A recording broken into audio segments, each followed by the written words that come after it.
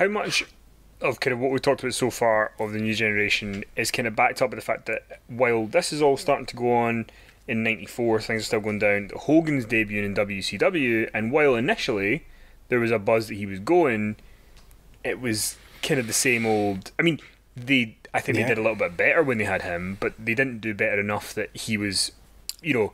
I'd say they did. He definitely mattered on pay-per-view. Yeah, he definitely did better with him. They did better when he was there. The company overall, when he wasn't around, even though when he was employed but not on the shows, didn't do not particularly better. So people were coming for Hogan, and then when he wasn't there, it was back to normal levels. Then they'd come back for Hogan, obviously, which then changed as the years went on. But yeah, Hogan, he had a huge buzz at first, but then he was the same. He was doing the same thing, and he was, he was sort of the anti-WCW guy in a sense of like, this isn't our old school Ric Flair NWA wrestling. This is the guy from New York doing his fake WWF wrestling. And so they didn't take to him really. And Hogan, like WWF, reinvented himself, and it obviously became vital again. So because he turned heel in July '96 to do the NWO thing. How long before that do you think in the industry people were going,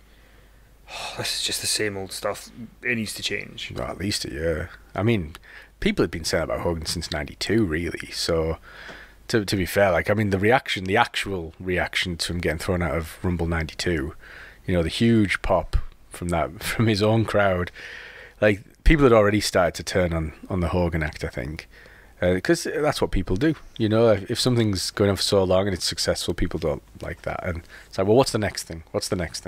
You're never satisfied with one thing forever, right? So, but by '95, Hogan recognized it. Those early Nitros where he's wearing black and quoting or talking about O.J. Simpson and what a guy in a black glove can do or white glove can do. It must be a black glove, right? Black glove, right? Yeah, he said, how dangerous a man in a black glove can be, sort of thing. It's like, Jesus, Hulk, like, what are you doing? And then he kind of went back to Hulk Hogan, then he kind of disappeared for a bit, and it was like, Hogan's I think he's kind of gone, and then obviously comes back and does his big turn. So, like, he recognized it early. And we're doing a two-parter here with New Generation, but before we go on this episode, I do want to kind of tangent ask you one thing. When we covered the '96 Survivor Series and it won our tournament, one of the matches that had Jimmy Snuka as a mystery partner, and this is kind of towards the end of the New Generation, but there was a rumoured mystery partner that wasn't Jimmy Snuka, and it was Mr. Hogan. Yeah, and Savage. So there was talks, which is all in Titan. It's in the that second one's in Titan Shattered. Yeah. Which also is available on Amazon. Yes. Shameless this now. I feel dirty. But no, Hogan and Savage were both negotiating with Vince in '96. So they were the top program in WCW at the time, right? Hogan had just turned heel. They were doing this, Hogan and Savage again. And they wanted to bring in that feud. And I think the idea was for Hogan and Savage to headline WrestleMania 13. A very loose idea with, Bret Hart underneath. Definitely underneath, and then whatever else. So that was what they were trying to do. And then they'd kind of made a deal with both of them, but Hogan wasn't really negotiating to come in. Hogan was negotiating to get his WCW contract bumped up. Because bear in mind, his contract was coming up in WCW, and he was like, if it wasn't for the NWO, he probably would have got canned, or a very much reduced contract, because he had a very lucrative contract. So the NWO term was the perfect thing for him, because he was like, look how hot I am, look what I've done to the ratings since. And so WCW either had to pay him the same or more, but he used Vince as the bargaining chip. And then when Hogan re-signed, they were like, yeah, we don't want Savage either. So isn't it ironic that as the New Generation goes through and we get to '96, Vince wants to bring Hogan and Savage back? It is, but things come around. I mean, he brought Hogan back in '02, and then obviously he's a big star again. If in an ulterior universe Hogan and Savage had come back for that program, how much do you think that would have affected?